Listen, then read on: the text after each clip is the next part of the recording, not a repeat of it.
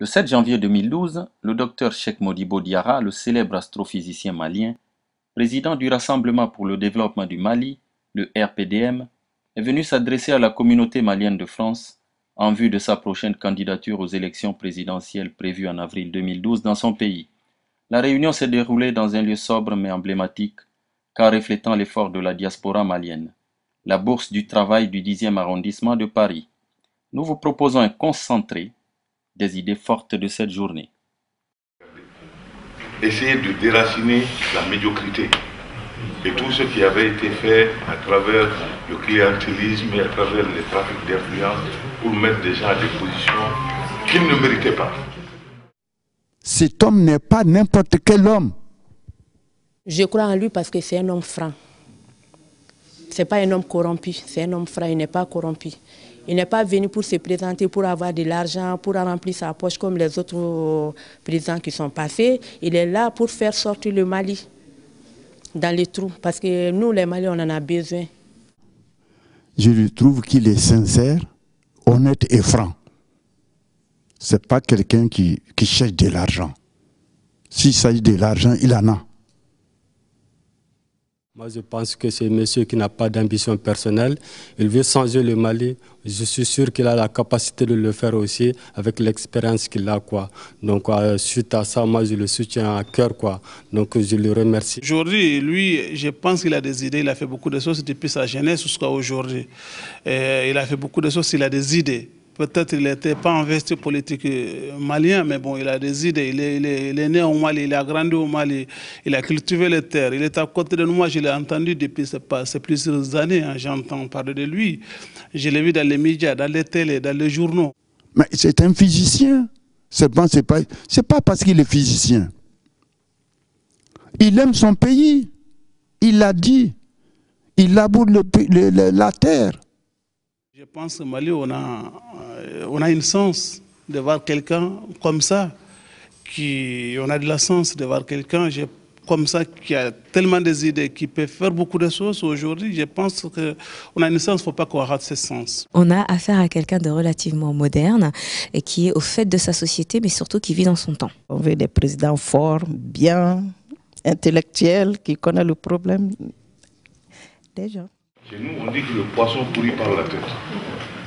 Il faut que les gens qui sont des dirigeants aient, n'est-ce pas, des enquêtes de moralité avant de les nommer à des postes. Qui n'est pas venu au Mali pour avoir de l'argent ou bien pour avoir quelque chose. Il est venu pour aider le Mali, pour sortir le Mali là dont là maintenant les Maliens vivent. Je pense que c'est lui l'homme seul qui peut en sortir le Mali dont on est maintenant. L'absolue volonté de se rendre utile et puis de mettre à contribution ses compétences et qui ne se projette jamais sans avoir un plan bien précis. Mais je pense qu'il est largement et qu'il a été largement mieux payé que n'importe quel président sur cette planète et qu'il n'a pas besoin d'être président pour s'enrichir personnellement. Oui, ils vont croire à lui parce qu'il a fait beaucoup de choses pour le Mali, pour les Maliens. Donc on ne peut pas savoir tout, mais en cherchant à le connaître, on sait ce qu'il a fait pour le Mali. Voilà, c'est l'essentiel. Il ne s'agit pas d'être resté au Mali, que vous êtes connu partout. On peut être un Malien de l'extérieur et être connu dans son pays d'origine. Maintenant, faire en sorte que l'impunité soit éradiquée complètement du Mali. À peu près l'un des rares à en parler et à oser mettre le doigt dessus. L'état du pays part de lui-même. Si on avait utilisé à bon escient l'argent qui a été détourné, on n'en serait sans doute pas là d'un point de vue éducation, d'un point de vue protection de la santé et surtout d'un point de vue développement, que ce soit aussi bien au niveau des infrastructures que du développement des zones rurales, l'agriculture en général. Il faudrait faire un petit peu comme les pays du Nord, essayer d'éviter de mettre la main à la poche de l'État pour les intérêts personnels de quelques personnes et de mettre la main à la poche de l'État pour ses citoyens. Autant nous prêchons pour une administration impartiale pour donner des services aux gens, autant l'administration impartiale devrait donner aux gens la justice. Donc il faut que nous nous débarrassions de l'impunité une bonne fois. Parce que moi j'étais au Mali pendant cet été-là, on m'a dit qu'il y a eu des changements, mais pour moi je n'ai rien vu. Parce que les routes, peut-être ils ont construit quelques routes, mais au niveau de l'administration, rien n'a bougé. Tout le temps, il y a la corruption. Si tu veux avoir quelque chose, il faut donner de l'argent de gauche à droite. L'école malienne, ça n'a pas changé depuis 1991, au temps de Omar Maluko. Oui, ce que moi je reproche, c'est la corruption. Il y a trop de corruption au Mali. On ne met pas l'homme à la place qu'il faut. En Afrique, nous perdons trop de temps dans des trucs qui ne sont que d'un intérêt académique. Arrêtons ça. On va dans des réunions qui ne nous concernent même pas. On a même des délégations, on dépasse des millions pour ne... Ça ne nous rapporte absolument rien. Arrêtons tout ça. Je ne connais pas beaucoup de autres, mais... Moi, je pense que c'est un monsieur qui n'a pas d'ambition personnelle. Il veut changer le Mali. Je suis sûr qu'il a la capacité de le faire aussi avec l'expérience qu'il a, quoi. Donc, suite à ça, moi, je le soutiens à cœur, quoi. Donc, je le remercie. Tout ce que je sais de lui, je pense que c'est quelqu'un de crédible et sérieux. Et bon, voilà, je pense qu'il peut faire des choses. Voilà. Pour moi, je dirais que M. Diarra, c'est l'homme qu'il faut maintenant pour le Mali, parce que c'est un homme d'expérience et qui a passé toute sa vie à travailler. Comme il a beaucoup d'expérience, il le connaît dans le monde entier aussi, il n'y a pas que l'Afrique. Il a fait des grandes choses dont personne ne peut aller à l'encontre de ce qu'il a fait. Donc c'est un homme qui a beaucoup de qualités.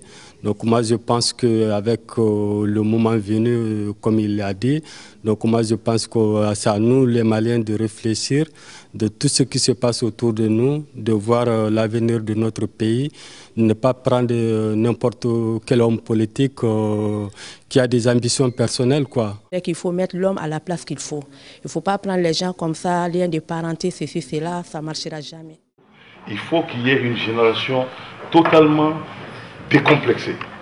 Décomplexée d'un point de vue historique, décomplexée d'un point de vue du genre, décomplexée d'un point de vue du savoir, tout ce que vous voulez, complètement décomplexée.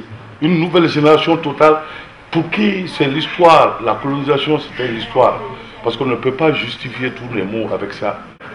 Et surtout, ceux qui vont hériter du système demain, prenons le temps de les former. L'école malienne toujours est dans les trous. Quand M. Modibo va venir, il va faire plein de choses dans ce côté-là, parce qu'il n'a pas besoin d'argent. Il a tout eu dans sa vie.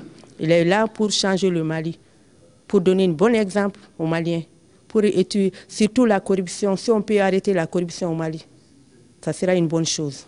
Il a appris à écouter les plus jeunes générations qui souvent sont jugées sans expérience, sans connaissance, alors que justement ce sont celles qui portent l'avenir de la nation. Donc je pense que sa démarche est intéressante parce qu'il est vraiment sur les projets que ces jeunes ont envie de créer pour faire avancer leur pays et les responsabiliser en tant que citoyens. Aujourd'hui, nos enfants sont... Aujourd'hui, il y a vraiment Mali, l'école publique, il faut mettre les enfants à l'école privée, il n'y a pas de l'école publique. Les gens, aujourd'hui, il y en a beaucoup de jeunes qui ne savent pas lire ni écrire.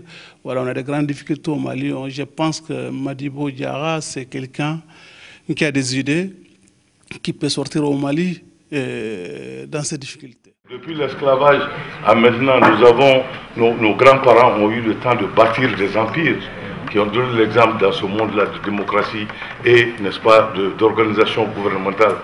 Cela ne nous a pas empêché d'être les plus grands mendiants du monde aujourd'hui. Ce n'est pas ça, il faut qu'on arrête tout ça. C'est-à-dire, concentrons sur ce qui nous concerne aujourd'hui et demain. Le Mali a un seul problème. Le Mali n'a jamais voulu se prendre à lui-même, c'est-à-dire que je vais prendre moi-même en charge. Le Mali est un pays mendiant. Il ne veut plus se prendre en charge. C'est la faute à qui? C'est la faute de nos dirigeants. Il faut qu'on change la mentalité de nous tous. Nous sommes tous dedans, tous les Maliens. Il faut qu'on change la mentalité. Il faut qu'on dise que s'il y a quelqu'un, il est président, il doit mettre la personne à la place qu'il faut. On sait qu'en Afrique, bon, ça ne va pas bien. Ce n'est pas le Mali seulement, c'est le monde même qui est menacé. Donc vraiment, le Mali, on veut quelqu'un qui nous protège quand même. Parce que vraiment la vie est devenue incroyable. On attendait beaucoup de choses de lui. Aujourd'hui, Mali, bon, c'est vrai que vous savez que bon, on a de grandes difficultés au niveau du développement des pays. Surtout les jeunes. Aujourd'hui, quand on voit beaucoup de Maliens en France, aujourd'hui, je pense que ces migrations subies Voilà, on attendait beaucoup de lui. Niveau d'agriculture, niveau de santé, niveau de... quand on regarde à Bamako même, voilà, niveau de route, voilà, niveau d'agriculture, niveau des écoles. On n'a rien chez nous. Avec toute la potentialité que le Mali accède à l'agriculture, on ne peut pas imaginer qu'au Mali maintenant, il y a des familles qui ne peuvent pas manger à leur faim, alors que le Mali c'est un pays d'agriculture. Normalement, on doit avoir l'autosuffisance alimentaire au Mali. Mais on ne peut pas. Avec l'Office du Niger, tout le Malien doit pouvoir manger à sa faim. Mais on ne peut pas parce qu'on les fait sortir tous dehors, à l'extérieur. Il a fait beaucoup de choses.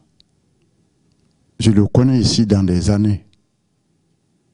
Et M. Diarra, s'il devient le président de la République du Mali, il y aura un grand changement. Il est temps que l'Afrique s'occupe de l'Afrique, on est d'accord, sans avoir recours à la mendicité et de devenir des gros mendiants de ce monde.